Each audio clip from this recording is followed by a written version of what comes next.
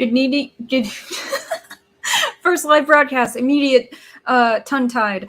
Good evening or good afternoon, everyone. This is 451 Degrees, the anti-censorship broadcast, podcast on the Unsafe Space network. Thank you so much for joining us. Also joining us live is Ian. Welcome to doing things live. Yeah, I know. You'd think I'd have more practice at it, considering how often I live stream. Well, it happens. Yeah, but so we are talking about specifically two issues today, and I wanted to do this live because we didn't much have a chance to prep for like recording like we normally do, and also this first thing we're going to go over just happened. So let's bring that up.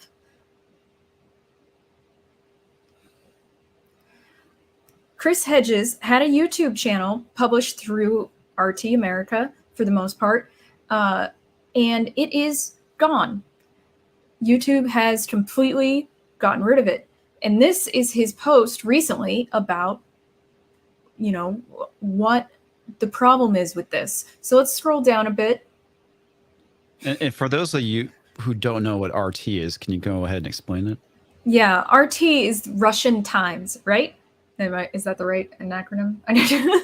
Is either that or Russia Today? I don't remember. Russia. Oh yeah, I don't quite remember either. But the idea is that it's like it's a Russian news source, sort of like. And so I know a lot of places have been talking about possibly cutting down on their reach on their platforms. They were already talking about this. The problem with that, and I've said this before on the channel, is that there are going to be people caught in the crossfire that are not promoting propaganda in the first place.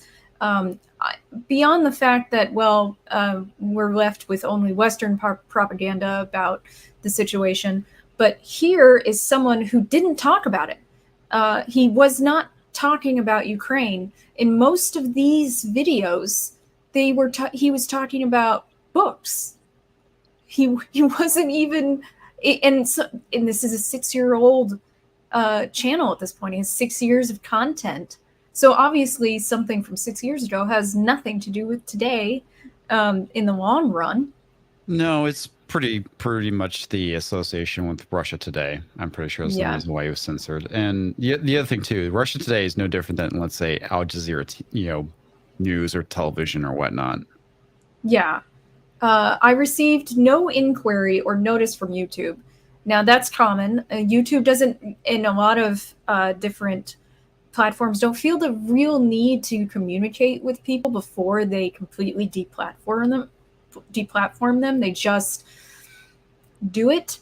I've vanished. In totalitarian systems, you exist, then you don't.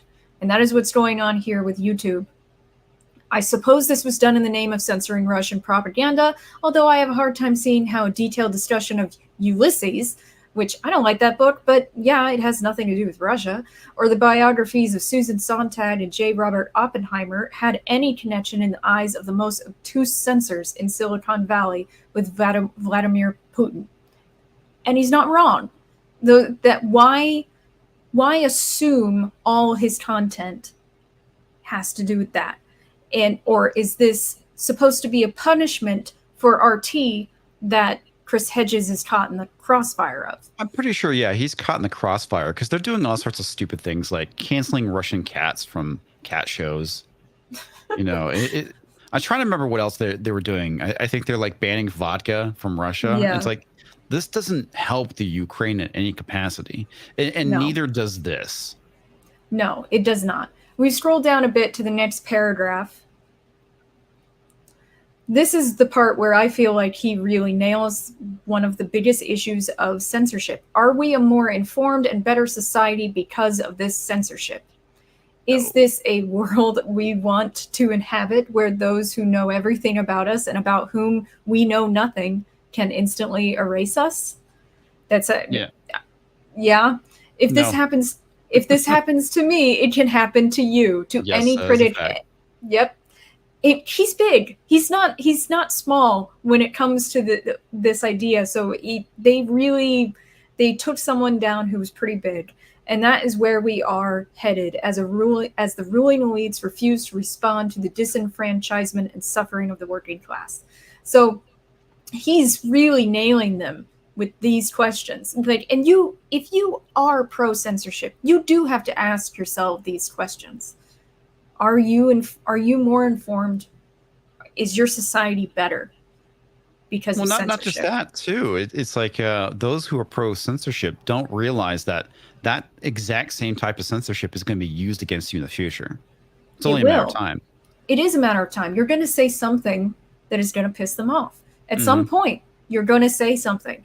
And because we've seen people get canceled and they apologize because they didn't even realize the blunder they were walking into. And it's like, well, don't apologize to these people because they can't be appeased in the first place. But yeah, so it's like, you think you can't make that same mistake? It's totally possible. Oh, yeah. And especially if as a progressive, if you claim to actually care about certain things like gay rights or women's rights or something like that, you're going to run into, because there's a lot of contradictions going on over what is okay and what is not okay to say and support. You're going to, if you truly believe in those kinds of principles, they're going to hit you because you're not following the flip that they want you to do at some point. So this is my favorite paragraph, though, of the whole thing that he wrote. This next one. So let's scroll back up. Just this one sentence, the most vocal cheerleaders for this censorship are the liberal class. Yep. That's how it's been for quite some time at this point. Yes, it is. And it's quite sad because I can't think of anything more illiberal. Yeah. Honestly. It's like, if you claim to be liberal, please do not support censorship. It does not actually qualify as a liberal. And then actually, he kind of repeats himself here, but if we scroll down a little bit more, this one. So scroll. Thank you. Thank you so much. What were my sins? I did not, like my former employer, the New York Times, sell you the lie of weapons of mass destruction in Iraq, peddle conspiracy theories about Donald Trump being a Russian asset, put out a 10-part podcast called Caliphate that was a hoax, or tell you that the contents of on Hunter Biden's laptop was disinformation. That's I mentioned there's a typo in here. That's supposed to be were, not was, grammatically. I did not prophesize that Joe Biden was the next FDR or that Hillary Clinton was going to win the election. Which is funny because that's basically everything the New York Times just did. Yep, everything. Yeah. All those are the sins of the New York Times. That's beautiful. It is beautiful. It's so amazing. And it's like, oh, why are they his former employer? Well, maybe because they did things like this and he wasn't okay with that. But I loved this. I thought this was a great, wonderful, just really bringing up the thoughts that, yeah, like looking, like, first of all, the questions, what were my sins? Are we a better society? These are great questions. And then turning it around, like, because, yeah, the New York Times and a lot of other major news organizations lied. They lied a lot. And there's a lot of things we know that they lied about now. And they're like, oh, we got it wrong. Yeah, and they're still lying. But then they still lie. And the thing is, though, is that some people still believe these lies. Some of these lies that he lists here, some people still believe them. They still believe that they're true. Even if someone like the New York Times were to come out and say, oh, wait, we got it wrong, they bury that so that most people don't see it. And then they get to say, well, see, we said we were wrong, but we didn't push, hardcore for everyone to know that we were wrong before. So now all these people still believe these lies. And no, our society is not better. When it comes to major disinformation, it's not coming from independent reporters, YouTube channels like ours, like his. That's not where it's coming from. A lot of real disinformation is coming from mainstream media, It certainly is. like these problems. These are huge lies to make people believe them. Yeah, and well, the other thing too that the mainstream media does is that they say all these other people are lying. We are the only true authoritative source, and that's why you need to listen to us. Because it's like the whole. I love the whole fact checking thing, is that Oh yeah. they tweak it just enough to make it mostly false or partially false, even though it's like no, what you know exactly what they're saying, and it's Yes. true. But because they go and manipulate the information a tad, they can say, "Oh, this is false because of this Slightly. one little thing." Yeah, they change one little detail so that they can get away with it. The kind of Yeah. rhetorical manipulation that goes on in a fact check is insane. Yes. And I used to teach like freshman college students rhetorical analysis, and I wish fact checks were out back then like this, because those are the perfect, like, let's really dig in and see how wrong they are, because they really rhetorically mess with their audience, and the manipulation is clear to anyone who knows anything about like serious communication. It's very obvious to us when they're lying to us, but there are a lot of people who just don't have these skills, unfortunately. The So thing they I find so I'm bothered by all this is the whole thing is the gaslighting that they're doing, and the fact that they're basically telling their audience, "Don't believe your eyes. Don't believe what people are saying about this interview with Joe Biden. We're going to interpret it for you, yeah, but don't believe what you heard on the television or in this interview. yeah. Let us explain it, What and you everything will be said, okay." yeah. What you said about them saying we're the truth, everyone else is a liar. That attitude is like a religion, like we have the one true God, everyone else they're not real gods, and that's dogma. But when you apply it to Absolutely. when you apply it to journalism, it takes on a whole new insidiousness. Like I'm not saying that when a religion does that it's like absolutely horrific. It's like it's a belief system. But Yeah. in something that's supposed to be objective and a benefit to society in the way that it spreads information, that it tells people, it keeps them informed on what's going on in the world, that's a whole other ball game of unethical, to have that attitude about journalism. It's really damaging. It's incredibly damaging. And the thing is, though, is that so his channel, he was on YouTube. I hope he's really able to put that media out on other platforms, because we've been talking about the other platforms that are available. Yeah, if he has his files, he should be able to go and re-upload everything. Hopefully. Yeah, hopefully. I hope he gets it done, and maybe like I've noticed that some of these secondary like YouTube replacements, they have a lot of features to try, and they're willing to work with someone like him with his amount of content, with the amount of views it had, probably to make it go faster. Usually they want, because that's growing your platform, really. But so the thing is, though, is that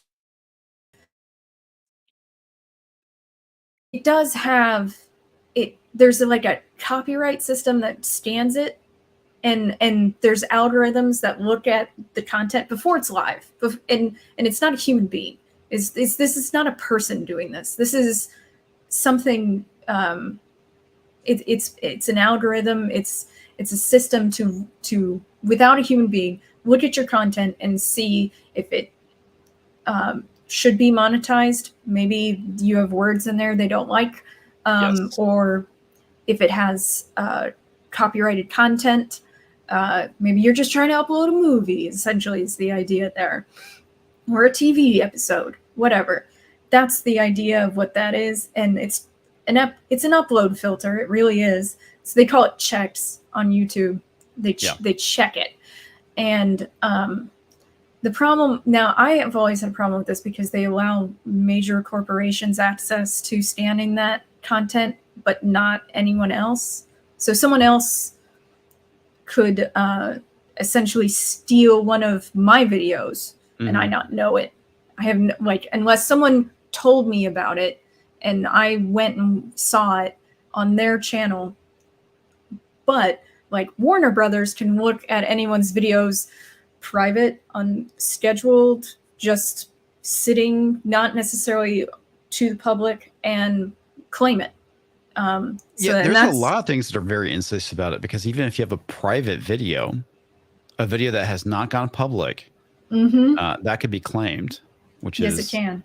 Yeah, which is kind of bizarre. But it's like, I understand the reason behind it, because back in the day, YouTube didn't have any kind of, copyright checking software or algorithm, and people would just go and upload full movies, and that caused a big problem. And obviously, you do need to protect copyright, but at the same time, you need to protect fair use, which is what they're not doing. Yes. I mean, and the other thing too is that they're not giving you the benefit of the doubt. It's like, it's fair use to use a clip from a movie, I guess, for like a certain amount of seconds. I think it's like 15, right around there. Yeah. But at the end of the day, it has to be transformative too. And it's a mess. What they're doing at YouTube is a complete mess, and it really kind of stifles creativity. It does. I stopped doing reviews of any kind of video format, because like TV shows or movies, because it was too likely to get copyright strikes, even before I had the video live. And it frustrated me to such a point that I just decided to do other things on the channel, because there was no way around it, because no matter how many times I said it was fair use, they didn't listen. No, because they can just refuse it. So we see how this upload filter works on YouTube and how stupid it is. Because it doesn't recognize fair use. Like music in video games gets copyright claimed, and then they're monetizing your video for them. The thing that's so insidious about it is that if you get a claim, even if you do not monetize your video, and they scan it and they see that you used a song in it, they can go and enable monetization on it. But you don't get the money. No, it goes to the corporation instead. My channel has never been monetized, ever. I've not had the opportunity to do so. But individual videos have been monetized by third parties from this system. It's one of the reasons why like I said, I stopped. I was like, you don't get to make money off of my work. Like, sure you do. Sure they do. It's in the terms of service. Yeah. But it's the terms of me doing a review of the movie Justice League means that they can get paid for my voice and thoughts. Oh, Warner Brothers is the worst too when it comes to that stuff. Most movie companies, if you use use their trailer in your review, or you do like a trailer reaction, not a big deal. Warner Brothers will hit you every time, but you can typically fight and win. But the issue is the fact that they put the onus on you, though. Yes, they do. That's kind of the problem. Yeah, it is. And they're making money off of it as you're trying to fight it, which is not. If this went to a judge, like say instead of YouTube's upload filter system that allows them to copyright claim content, if instead they took it to a judge, that was the first step, and the judge would not say that okay, you can make money off of this right now until I come to a decision. That is not how that would work. He would have to watch the video and see if it was in violation. If not, it wouldn't immediately. You might get like a cease and desist. But that's different. They're not making money off of you. They're telling you to stop, no longer distribute it. That's different. But the way that the YouTube system works is that they're immediately allowed to make money off of it. Immediately. Yeah. And here's another example of how broken the copyright system is with YouTube. So I have Avanto Elements, which allows me to get stock music, which I use in videos or live streams, stuff like that. Every single live stream I do, I have an intro, I have a song. Every time I get a copyright claim, every single time. I go, I dispute it, I upload the license, and it is, pretty much within 5 minutes, immediately overturned. But it happens every single time. It's like, you guys know that I have a license because I've done this 5 times before. Why do you keep striking me? Not striking me, claiming me. Because, and again, this is all being done because of automation. You think that they have the ability to go, oh yeah, we've already made a claim. It was overturned. It was released because they have a license file. Nope. Yeah. They don't do that. No, they don't. Fucking time. Yeah. It's frustrating. It's so frustrating to have to go through that every time because a lot of companies have this thing where it's like, these are the 5 problems we recognize as real in the world when it comes to our product, and anything outside this doesn't exist. Essentially, is like seems to be the philosophy. Like if you have something weird going on and you need to talk to a company, sometimes it's impossible to get them to, like, if it's not one of those group of things that they're used to hearing that from their, or that the company is willing to acknowledge happens, then you might never get help for your problem ever. And it's a frustrating way in which something as large as Google works. A lot of very large companies work like this. I know I've had to deal with so many different companies, and I'm like, I've not seen this not happen at this point. When I have a problem, it seems like it's always something weird, and it's always something like they're like, here are the list of approved problems you can have. Like, would that be the system? Approved problems. Yeah, approved problems, essentially. You're like, we'll allow you to complain about these things, but anything else, it doesn't exist. We don't have that problem. Essentially is how it works. But so we've discussed really how bad the upload filter is for YouTube, how insidious it is. So let's bring up the new S.M.A.R.T Copyright Act of 2022. Yeah, that's this ain't good. No, it is not. So again, Reclaim the Net is a very good website for learning about censorship problems, especially in regards to the internet and alternative things, and it's worldwide. It will cover like the entire world, who's doing what, and they're very on it. Honestly, they're and I would definitely suggest them. So now I understand the idea of copyright as a law. However, the more that the government tries to enforce it and crack down on it, the less and less I approve of copyright in theory. They're destroying my sense that it is actually for me as the small time, content creator for YouTube or writing. I just don't feel like they're there for me. That these laws are there to help me, the creator. No, they're absolutely not. Yeah. I mean, the copyright at its fundamental basis makes sense, right? Because you want to protect people and their intellectual property. The issue is the fact that copyright laws are so freaking broken and they're written in favor of the businesses. Yes. Basically, because of the way litigation is done, I have a copyright problem, I try to sue somebody, but I don't have a lot of money. And the person I'm suing is actually a giant business. Well, who's going to last longer in appeals and court hours?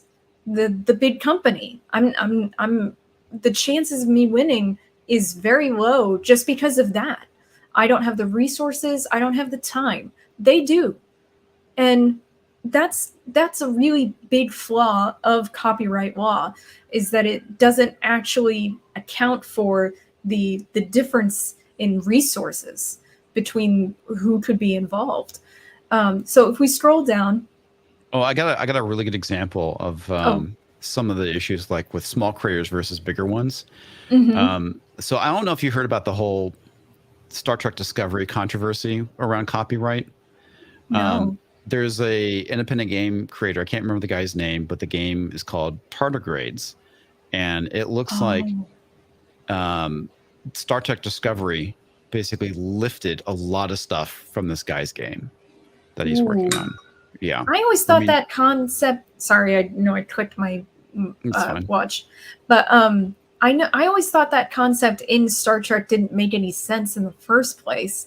So the idea that they stole it from something else, that kind of makes sense, because it doesn't feel very much like Star Trek, And honestly. he went and sued, was it CBS, NBC, whoever put that garbage out. CBS. CBS, yeah, thank you. And of course, because he's a small creator, he lost. And the thing that is so fundamentally broken about the whole thing with copyright is you can put something out there. Let's say you're an underground journalist, you shoot some video of something, of this incident, you put it online, then the mainstream media can come along, grab that, use it, and then basically strike you for copyright, even though you're the one who actually filmed it. Yeah. It's so messed up. It is. I mean, they don't care about indie journalism. They'll smash it in any way they could, and that's one way of doing that. So it just shows you how rigged copyright law is. It's disgusting. It really is. Now, YouTube is open to a class action copyright suit from creators. I say if they could get together on that, but I'm not sure that. Like, I've seen some groups trying to join together, but their idea is not about the copyright problem, because some of them are international and they have different copyright laws or whatever. But like, yeah, American YouTubers should get together on this, because we have a fair use policy, and parody and satire are protected. Yes. And that they really should not be allowed to do this. So this is a new bill that will expand copyright protections for giant companies, in not us, but for giant companies. A bipartisan legislative proposal is now emerging in the U.S. to further shore up the country's efforts to protect copyright and go after those designated as infringers. So go ahead and scroll down. Thank you. I hate this bill name so much. It reminds me, so it's the Strengthening Measures to Advance Rights Technologies Copyright Act of 2022. Now, that name, it's very much... It's smart. It's smart. They went backwards. This is backronyms. They call them that in video games, especially because there's like, oh, the glue gun in Prey, or Fear in the Fear series. It's a bullshit. Like, they want to use the word, so they find something that they bend over backwards to create a list of words that spell an acronym, that. essentially. Yeah. Yeah, it's a backronym. That's what this is. Acronym. That's great. Yeah, it's a gaming thing. Yeah, so it's from U.S. Senators Tom Tillis, a Republican, and Patrick Leahy, if that's how you pronounce that, a Democrat. Yeah, Patrick Leahy, yeah. Yeah. And the main goal is to make sure the burden of developing what are described as effective and widely available measures would going forward be on tech companies. Basically, they're telling them build upload filters like YouTube has. That's the goal. Yes. The problem here is that if you are a small company, or just somebody who wants to go and create a social media site, right? By law now, you're going to be required to go and implement these filters when any of your users tries to upload content. Maybe you want to go and do like your own YouTube, maybe for your own stuff. What they want is for you to basically shoulder the burden of having to go either buy this technology and integrate it in, create it, or whatnot. Its sole purpose is not about copyright. It is about limiting the market at this point. It's about protecting YouTube, Twitter from competition, because that's what's going to do. It's going to greatly limit competition. I'm also worried about privacy for this act, because like we said, it could, in YouTube, it could hit private videos that no one's seen, that they're not out there for the world. Because I could see this on cloud storage, and that's a scary prospect too to me. That they're kind of already doing it in a weird sort of way. Actually, Apple's doing it. They're doing it with their with their child porn scanner. Oh yes, the child porn scanner. I'm like, no, you don't get. To me, when it comes to the child porn as an excuse, and that's the thing, is that it's like, this is an excuse to get access to your photos and your content that is private. This is not actually about protecting children. I'm sorry. This is the lie they smacked on it to get you to agree to it. And they often do that. There's often some lie going on to make you think, well, that seems reasonable. I mean, yeah, I don't like child pornography. I would like child pornographers to be caught. Like, yeah, so would I, but through due process. Yes. not going through your own private material. That's the thing that is so, I wouldn't say dangerous. It is dangerous, but insidious, really. When a lot of these cloud storage, technologies were launched, it was a great thing, right? Because it was like the idea of privacy. I mean, I use one, but its main focus is on encryption and privacy, and it allows you to go and store stuff. And now what they're using this stuff for is really to harvest data about the user. That's the ultimate goal of this technology. And they're using things like either morality or laws to justify what they're trying to harvest. So yeah, they're looking for child pornography, but what they're really doing is collecting data on you. Yep, 100%. And like, even if you could make the argument that they're going to use the data in some positive way, I still don't want someone, even if this was actually a moral paragon who was not going to misuse that data, I still don't want them digging through my data. No. It's like, I don't let people into my house, to go rifling through my stuff. That is not what like, they're allowed to come in, and this is how much you're allowed in the house. You're not allowed to go up to my private bedroom, but like, if you misuse the access to my home, you have to get out. Like, and this is how we should think about data. It's how I think about my data. I don't want you involved in my data. No. And I don't. A lot of people are like, well, it's free. All this stuff is free. It's free. It's free. I get it. I get it. I don't have a lot of money either. Well, yeah, but the whole point, when it's free, you're basically the product. Yes, exactly. Yeah. And like, oh, it's all fun. It's all fun to have access to these free tools until they start abusing you with it. And it's an abuse to invade your privacy. It is. Absolutely. 100%. So let's scroll down. So the bill at this moment is not actually being voted on. It's not passed. So this means if you go to congress.gov, you can see that where this bill is. You can track bills on their website and even give feedback. Now, I don't know how successful feedback on bills is, honestly, but because I think a lot of politicians are very much not there for their constituents, no matter what they say. What makes you think that, Alex? Why are you so cynical? Because they've proven too often. Yeah, they've proven too often that they're not there for the people through their actions, through what they vote on. I'm like, honestly, but you can tell them that you don't want this.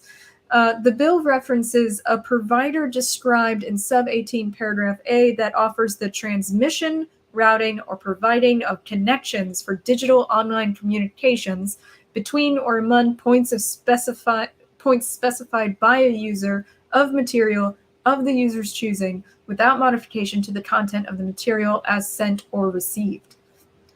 That is a lot of jargon. Yes. But it sounds like it means essentially any platform. Like it's to me it sounds specifically wide, honestly, because it's so. Now I don't 100% know what they mean, but without modification to the content of the material as sent or received. It's like, is the material, what do they mean by that? Like, they don't really, this is one of the like, this is how bills work, though, is that they try to leave them wide, and because then they have more wiggle room for what they can do with them. But what do you think about that quote? I think it's a word salad, right? I mean, it goes back to the whole thing with most laws are written for lawyers to understand. Yes.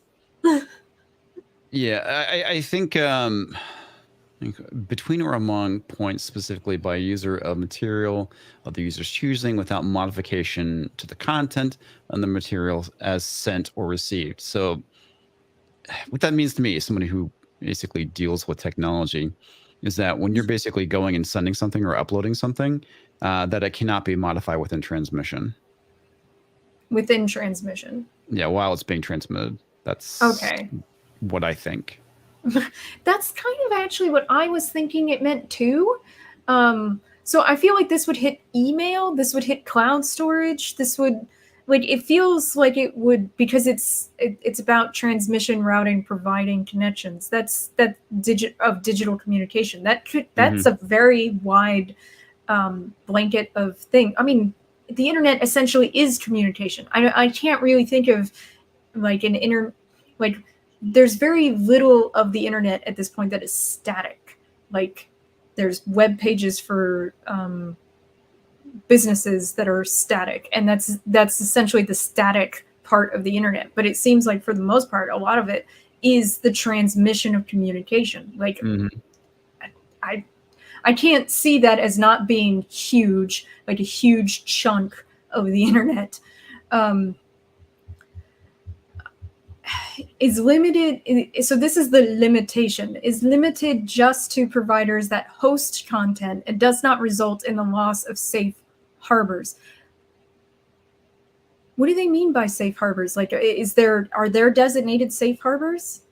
I don't know, honestly. That was one thing about this article I wasn't familiar with. I'm not familiar with any kind of the safe harbor laws in regards to the internet. Yeah, I mean, I don't know that's really much comfort in there. So let's scroll down a bit. Yeah, it says so they present this as a way of better protect creative communities, when really all it's going to do is stifle them. Because even if, like, how far are we going here? Is a quote from a novel enough? Is a 10-15 second clip? Is the trailer that I watch? Those kind of things. Are those, and if I want to do something silly with the trailer, will I get grabbed? There's a lot of this. And honestly, when it comes to this, they keep calling it the Smart Copyright Act of 2022. And I just want to call it dumb the whole time. I want to call it dumb because it is so, it's not just dumb though, it's unethical. And it is overreaching. So I found this. It's in the chat. Yeah, if you want to pull it up, it kind of gets into the whole thing with internet safe harbor and the transformation of copyright law. And this was initially posted back in 2016. So I don't know if this is going to answer any of our questions. You gotta accept the cookies, Yeah, you or got not to. accept them. Yeah. These, Yeah, that whole cookie thing too is another thing that came out a couple of years ago, where you have to provide people with the options of going and clicking that stuff off. yeah. Although they try to bury getting rid of them, they still try to get rid of that. I know the most insidious thing I heard someone using cookies for was flights. Someone kept trying to see better rates for flights, and the cookies were like, "Oh, you're looking for rates for this flight on this date," so they kept raising the prices. And then someone else looks at it, and the prices are way lower, and that was one of the most egregious examples I saw of how cookies were being used to screw someone over, essentially. Well, But I mean, that's the thing that kind of sucks about it is that, that's not really the intent of what cookies were used for, right? It was mainly for like maintaining session data.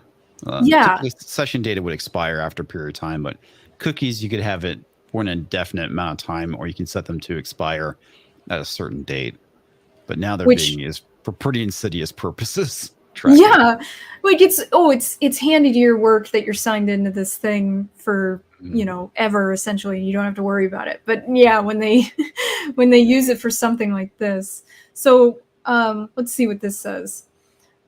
This article explores the potential displacement of substantive copyright law in the increasingly important online environment. In 1998, Congress enacted a system of intermediary safe harbors as part of the Digital Millennial Copyright Act. That's The right. the Internet safe harbors and associated system of notice and takedown fundamentally changed the incentives of platforms, users, and rights holders in relation to claims of copyright infringement. These different incentives interact to yield a functional balance of copyright online that diverges markedly from the experience of copyright law in traditional media environments. More recently, private agreements between rights holders and large commercial internet platforms made in the shadow of those safe harbors. These DMCA Plus agreements relate to automatic copyright filtering systems, such as YouTube's Content ID, that not only return platforms to their gatekeeping role, but encode that role in algorithms and software. Yep. Well, that was Stuff. yeah. I'm like, lots of word salad. What is the impact? Give me the impact. And I feel like that's the important part, is that you need to figure out what the impact will be.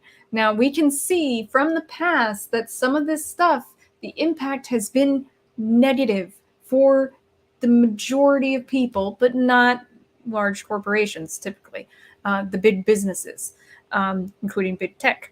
I've seen people use Content ID as a way of taking down news they don't like. We've talked about that before. Because, oh, you use this video. I own this video. You shouldn't be able to use this, even though you're talking about it, and it clearly falls under fair use. No, thank you. It's mine. And I've seen YouTubers try to, and Twitch streamers try to do this to each other, like as a way when they have petty fights and to take someone down. And they literally say it sometimes, like, "Oh, I'm going to use the copyright system to take this person down," and then Yeah. Or they use the rules, the very vague rules. Another thing too, I think that we're going to start seeing being used more often in the future is I won't say harassment claims, but it's Twitter did something recently. I talked about it, and I'm totally blanking on everything, but part of it was harassment, and what was considered to be newsworthy. Yeah, it's really weird because it seems like that. If it affects somebody on the left, they can claim, "Oh, this is harassment," and if it affects somebody on the right, they can claim, "Oh, no, this is actually newsworthy, so we're not going to take it down." So yeah, it's this kind of weird balance between harassment and whether something is considered to be newsworthy. And I think you're going to see that being used a lot more in the future in the form of suppression. I have seen that, I think, kind of predates the internet because the news would do that to people. They would go, most people are not newsworthy, so we don't tell people their names. But we decide who is newsworthy. So then you're the arbiter of what is news and what is not, and who gets to stay a private citizen. That's that's the big one right there, is whether somebody is considered to be a public figure or a private citizen. Now, because we're on the YouTubes and on the Twitters, or at least some of us are, we could be considered to be public figures now, rather than private citizens. So that kind of gives them, carte blanche to go after people like us. Yes.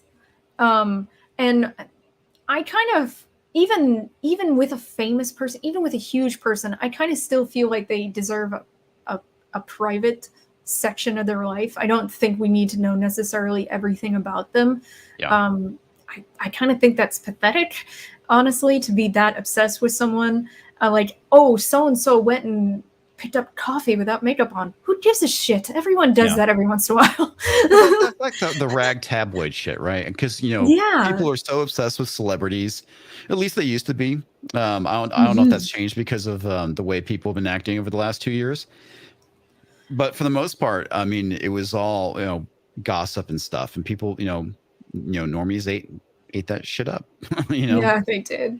I had hoped that it had gone away, the obsession with celebrities, until the Oscars this weekend, and then I was like, oh no, you guys still care about this? Okay.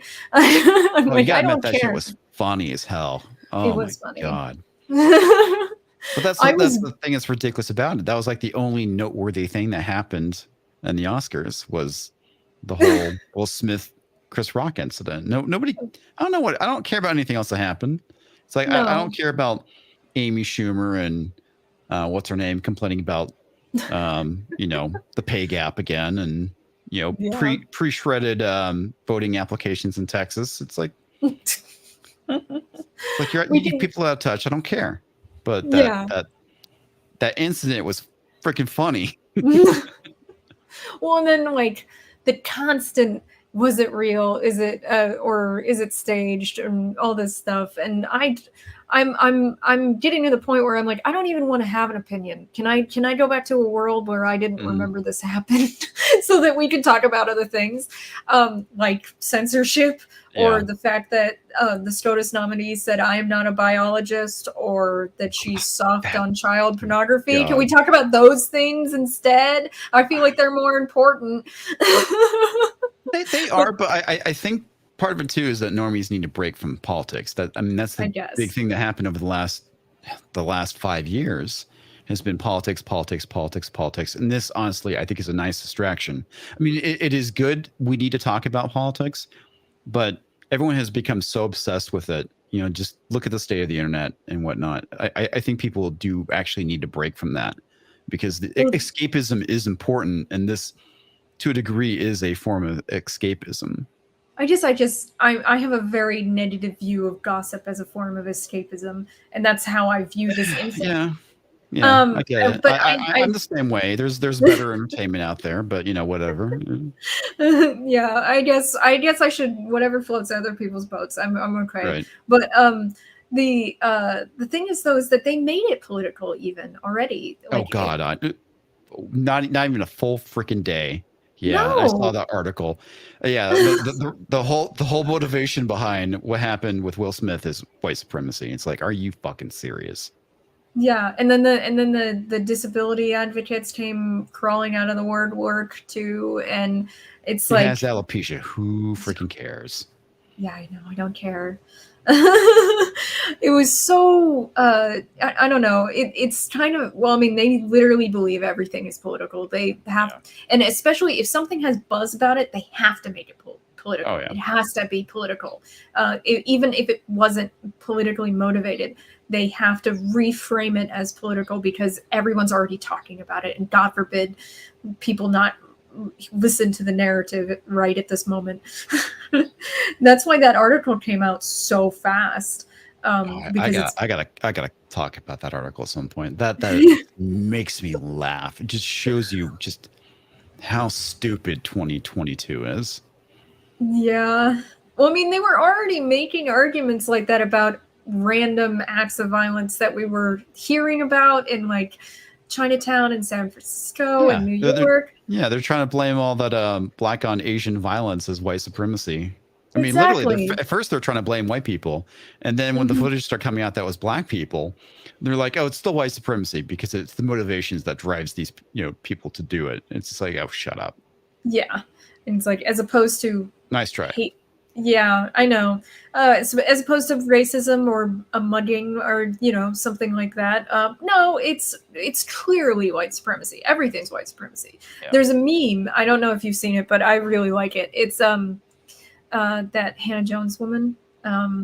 They put her face over the History Channel aliens guy. Where everything is the answer to everything is aliens to that guy. So they put her face. Yeah, they put her face over it, and it says "Spring Freeze, slavery." Like the answer to everything is slavery. Like literally, like what? Because she came out recently and said that tipping is rooted in slavery. Oh yeah, I saw that. That was funny. I was like, oh my god! And then she had this tweet where she said, "Why can't a person ask a question? Why you can't be an expert about everything. Sometimes you have to ask questions." And I was like, honey, keep that same sentiment when you look at history. Because you are a journalist. Well, again, that's about opportunism, right? I mean, it's like if you make everything about race and racism, you can make a lot of money off that. I mean, look at freaking what's her name? She was big a year or two ago. White fragility lady. Oh yeah, Robin DiAngelo. I was starting to think. DiAngelo, thank you. Yeah, look at how much money she makes off that. Yeah, well, and then that is a pure grift, and that's what the problem is with this other lady. It's a grift. Well, yeah. Well, and then Robin DiAngelo's new book, Nice Racism, I think it's called, flopped hardcore, which made me so pleased. That's good. I'm glad to hear it. Yeah, I know, because it was still on the New York Times bestseller list. Because bestseller doesn't mean bestseller. No. And probably hasn't for a very long time, actually. They've been lying about that for a long time. This is pre-COVID lies. But yeah, it was on the list, hardly sold any copies. It was so awesome. It was best news ever. It's like, yep. It's like, she doesn't need to make any more money off of this grift. No, she does not. Well, and part of me, I think part of the reason why people turned on her in when they didn't keep listening to her is because even progressives have to go, well, but she's not black, so I can't. She's still white, so I can't listen to her. She's taking up space, as they would say. I should go read a Kendi book or whatever. Oh yeah, he's a grifter too. I mean, what? Yeah, he is. But that's one of the thoughts some of them have had over DiAngelo. That's like, oh, wait a minute, oh, she's taking up space. It's such a silly idea. But she's not taking up space. She's taking their money. Is what they're really getting at. Yes, definitely. But I'm worried about this bill, the S.M.A.R.T. D.U.M.B bill. Because I've seen how upload filters work with YouTube and how damaging and useless they are in regards to actually protecting copyright. And I definitely think that you should contact your representative, not saying that it's going to actually do anything, but I don't know, maybe flood them. No, you should at least try. I mean, that's the most important thing is that we complain about wanting to make a difference and wanting to change things. But if you don't at least try, even if the system is rigged against you, you at least did something. I mean, for God's sake, Trump managed to get himself elected in this country. I mean, and everyone before that thought the system was rigged. And we saw an outsider come in and get elected.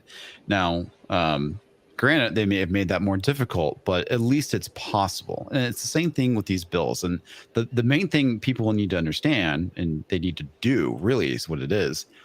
If people that represent you are voting for things that you don't like, vote them out. If you don't like the competition, primary them, get somebody else in. And it's kind of the same situation with here in Texas. I'm not a fan of our governor here, Governor Wheels. He's kind of been exposed recently about being in bed with the WEF, and it's like, I don't want Beto, so I'm fine with Wheels for the time being, but at some point in time he needs to be primaried, get him out, Yeah, get somebody better. Definitely. And in regards to your, like, you have to try something, and yes, contact them, because I've had this lived by this philosophy for a very long time. The answer to the unasked question is always no. Yeah. If you don't at least try, well, then yeah, you failed because you didn't even try. And I think that definitely we need to talk to them and tell them that we don't want them to support this bill. Don't vote for it. Right now it's with the Judiciary Committee, but obviously they're busy. But yes, as is Busted Controller, yell at Leahy. Well, the other thing too is that apathy is what led us to where we are today. Apathetic voters, right? If more people went out and voted, when the people that represent them did something dumb, and they were voted out, you know what? Maybe we might not be in the situation. Maybe the WEF might not have as much control as they do now. I don't know. Yeah. Well, and a lot of people, they voted by in the same way that you would paint by numbers. Like, okay, this person is on my team, that's who I'm voting for. That started to be a real thing, as opposed to, I had heard people who now do vote that way say that they didn't used to. They used to vote like, look at what the policy and previous actions that politicians would take, and see whether or not they really wanted to support them, regardless of what party they belong to. And people kind of stopped doing that because there was some apathy, as you said, involved, and there's like paint by numbers. That's why we have rhinos, and that's why we have a lot of progressive woke Democrats now, or those that are hiding that they support a lot of that stuff. They're not flamboyant, but they're still, when it comes to voting on policy, still voting that way.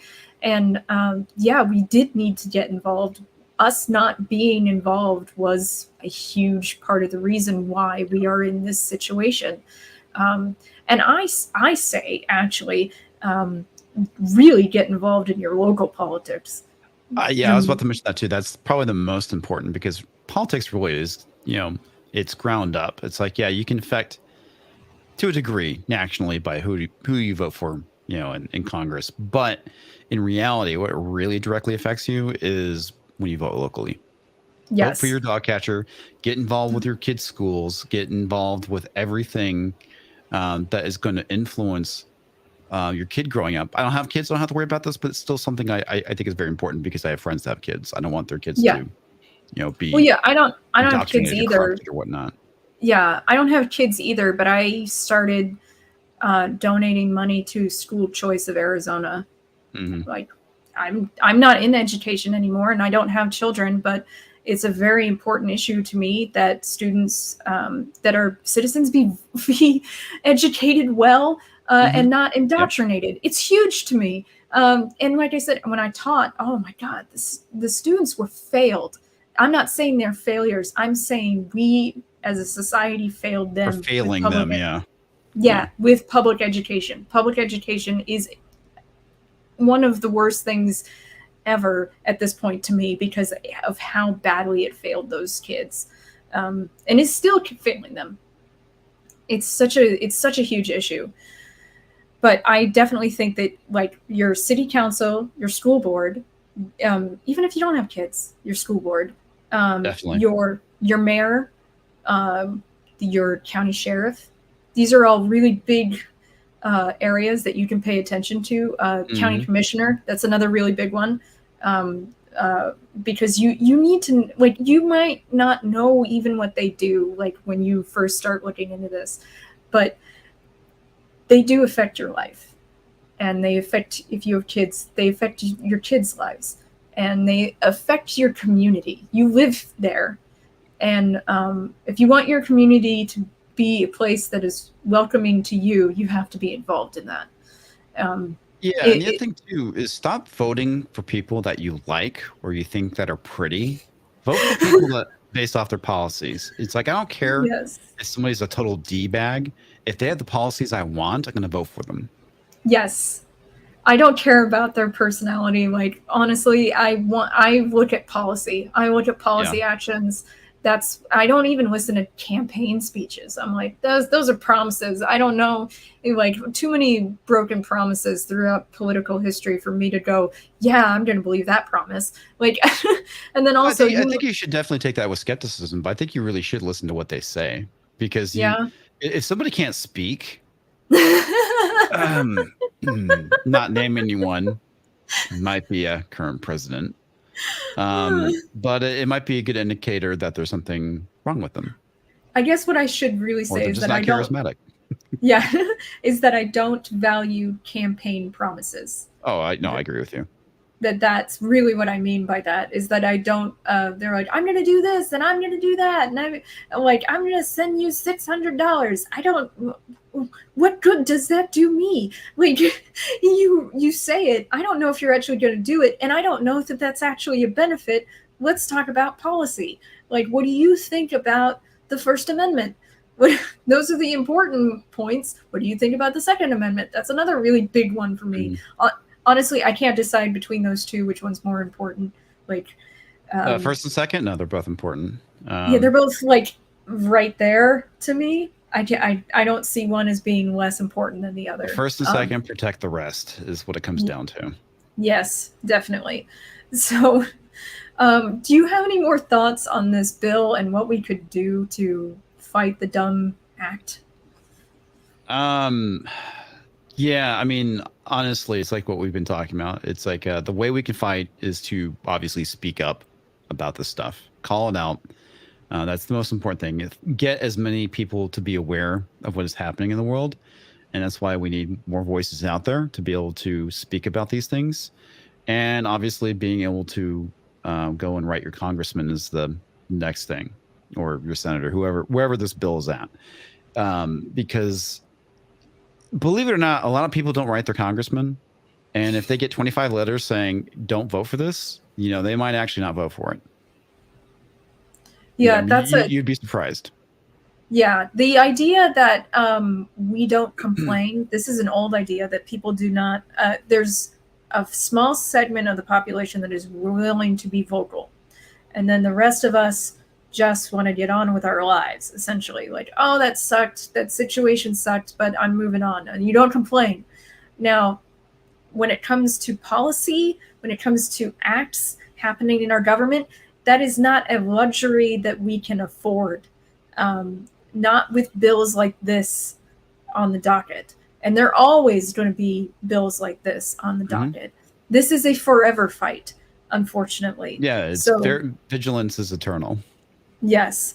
So I definitely think if you're American, write your representative to tell them you don't support the S.M.A.R.T Copyright Act of 2022, because we've already seen in action how this kind of upload filter is damaging, and it's going to hurt the people, and it's going to be for the big companies. Yep. That's what it's for. It's to protect them. It is. It regulates out their competition is one of the biggest things. And there are no one but big companies win on a bill like this. That's what you have to be aware of. And the whole we're protecting copyright is we're looking for child pornography. Yes. That is the same moral slap that they put on it to make you think it's a good thing, but it's not. Absolutely, yeah. So, Ian, thank you so much for joining me. I know it was live. It was a little bit last minute for us, but thank you so much. I, as always, enjoy our conversations. Yeah, same here. Thank you guys in chat for showing up and watching. I really appreciate it. If you could walk your fingers over to the like and subscribe button, we'd really appreciate it. And this was the 451 Degrees podcast on the Unsafe Space Network, and we will see you next time.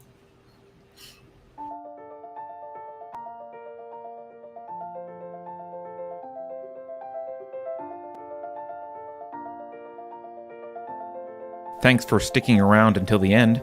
If you're new to Unsafe Space, check out our deep content library that includes discussions with everyone from James Lindsay to Brett Weinstein. And please consider helping to fund our work by visiting unsafespace.com/donate. You can find us on a variety of social media platforms, and you can find a community of like-minded individuals on our Unsafe Space Discord server, which is open to financial supporters at any level. We hope to see you there.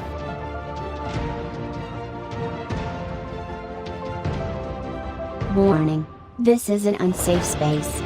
Dangerous ideas have been detected. The content of this production may corrupt previous psychological programming. If you encounter any of the following individuals, please administer government-issued neurotoxin immediately. I'm not sure what the neurotoxin will do because I am not a biologist. S.M.A.R.T is a complex legal theory that is needed to combat the epidemic of racist babies. If you think about it, no one should be allowed to express opinions. But don't.